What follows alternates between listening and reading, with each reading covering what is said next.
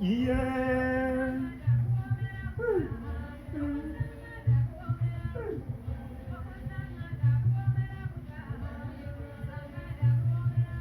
Yeah. Huh.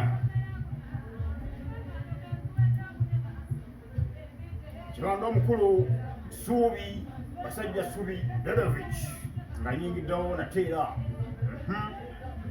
ekitundu kyaffe ekyokusatu eky'emboozi y'okukyala kwa Ssabasajja Kabaka Kayunga Bugerere mulundi ogwasookera ddala ng'atudde ku Namulondo. Yes, wakoma kasiki wali akatandise akasiki ako namaze okubalombojjera ebyakolebwanga nga okukola rehearsals, practices, ebigwo, engoma eŋŋanda, ebintu ebirina okukolebwa ebinaasanyusa Kabaka ng'akyadde. Kati ebyenjawulo ebirala ebyabeera mu kasiki ako kuba kaali kasiki mawuuno, kaalimu okulya, kaalimu kugamba buli kimu kyonna nga kunyumirwa bunyumirwa. Eka kasiki nange obwongo bwange kenkyajjukira akakyasinza obusiki bwonna obwali bubaddewo.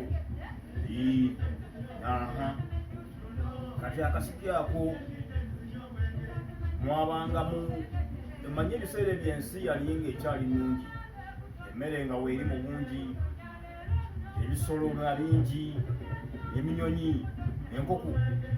Oli ayinza okuleeta ekisero ky'enkoko, oli ayinza okugamba nze ndeese embuzi 5 zakulya mu kasiki, oli n'ajja nti nze ndeese seddume ente yakwokya, ebintu bwe bityo. So buli muntu olw'okwagala kwe okuba muli ku mutima, okwagala Kabaka we, buli omu yakolanga ekisoboka akasiki kasobole okuba nga kajjudde ebino mu bbo. Emisito gyo twagirira ddala kubanga nga bwe nabagambye mu bitundu ebiwedde tukwabanga kulya, kunywa. Bwe njogera ku kunywa sitegeeza mazzi twabanga kunywa, okuwa ebyokunywa byonna ebyenjawulo. Ebyalo mubitegeera, wabeerayo abasoggozi b'emyenge, abasogola tonto, waliwo bano abasogola kali kaliralira akayita ano ne kabanga kwokya covid. Byonna ebyo byabanga byakunywa ebyabeerawo mu kasiki. Embuto eŋŋanda ezo nga zo ziwuuna ekiro kyonna n'emisana byonna. Egamba kiri sinana bujjiza kino enyuma nenkimalayo. Emisito ako ke kaali akasiki yaliwo kalifa alojja. Akasiki twakatambuliza ddala kuba nabagamba kamala ennaku 40 Waganda 3.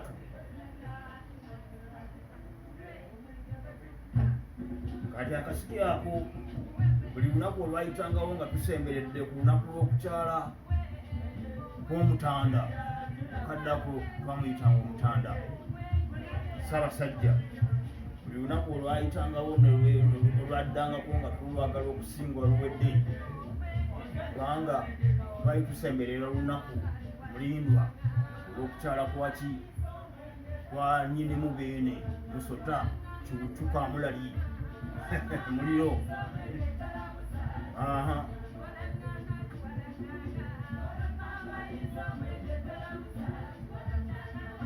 Abo abaana abayimba, abaana b'ekyambogo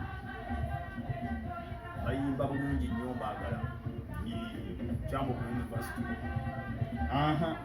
Kati akasiki nga tukatambuliza ddala ennaku zizo nga tuzitwala, mwabeerangamu ebyasinganga okunnyumira.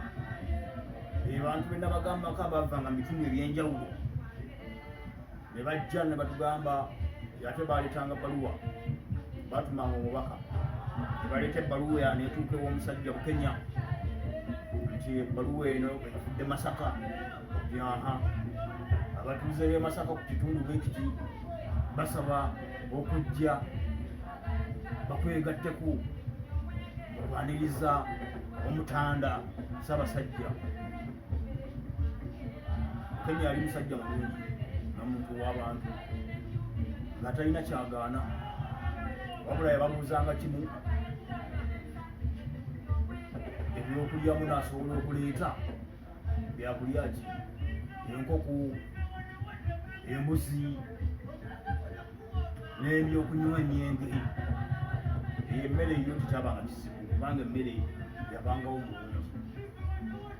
So kati buli bantu gye baavanga mu bitundu eby'enjawulo, entwala nga mujja n'entwala, era baaleetanga entwala nga bajja kugamba nga bagobererwa ebintu bingi bingi, embuzi, endiga, ebinyonyi, zisekokko n'ezinnakokko, embaata byonna ebyo byaleetebwanga abantu abajjanga okuva mu bitundu eby'enjawulo, ate nga byonna tulina okakasa nti tubirya.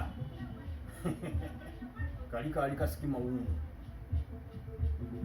kati ennaku nga zitambulirira ddala, otubuzaayo ennaku nga 10 wandabira.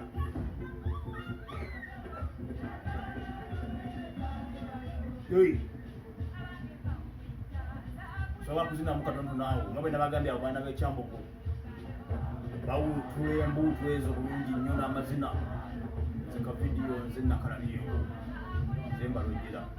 Tuzeeyo ku kasiki olwebula ennaku 10 ekintu nga kyeyongedde, tekyali kwebaka nga tusula mu ntujjo y'eminyonyi, ekigwa ekiganda ekyo nga kugamba abalwanyi abamegganyi nga bo baweze tomoni tobala. Mwalimu kali akasajja akampi, simanyi na linnya lyako, naye nga kali akasajja kamegga ekigwo kaali nga kazibu nnyo, nga bwe kakwata ku bisajja ebiwagufu ebiwanvu ebikoma eri, kakangamu mu bukanzi katono bwe kati ne kalyoka kabiyoola luyoola, yina ekigwo eryenkoona n'enywa.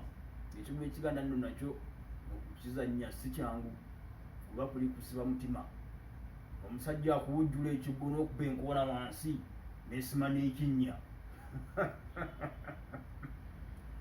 Mwalimu omwami omukulukulu twamuyitanga Muzeyi Naggulumbya, omwami oyo Haji oli yali amegga ekigwo nga muzibu nnyo, ate yali yalina omubiri omuwagufu nga nabyo bisajja liwanvu liwagufu bweti nga lirina amaanyi. Ekigwo ekiganda kyannyumiranko bino nga basooka ne bamanyula obusubi swa n'onoonya gw'oyagala okukola ki okumegga n'ogenda, kati obusubi obwo wabumanyulanga ng'olina n'obukodyo obulala bw'obuteekakaawo n'ogenda okuba omuntu gw'oyagala mweyoole naye. Kati oli bwamukubanga obusubi obwo naye okulaga nti tonyooma nga naye asitukiramu, anti awo engoma neziryoka zitandika okuwunuuna. Ssabasajja nondabira kyani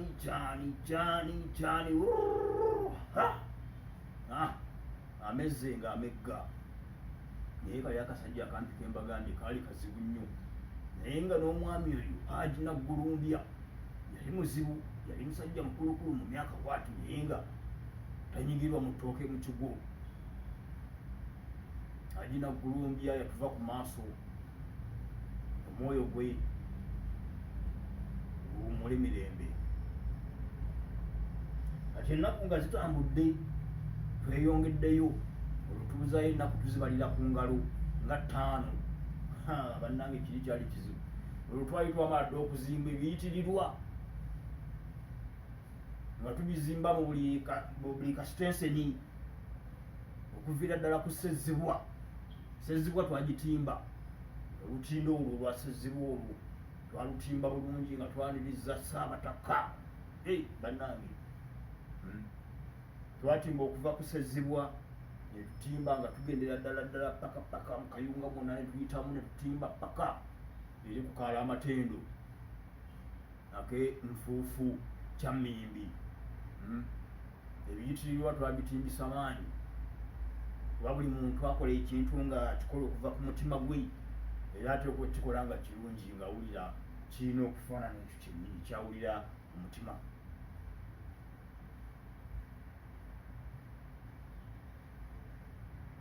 olwaleero katukomekaawo ekitundu ekigenda okuddako kigenda kubeera kiwoomu. Basajja Ssubi Dodovich nga nze mbawa akaboozi akawoomu kano lwaki nedda ye lwaki sibeerekeeza tusisinkane mu kitundu ekyokuna abankuumire atakuumira mbeera kankomewo tovaawo.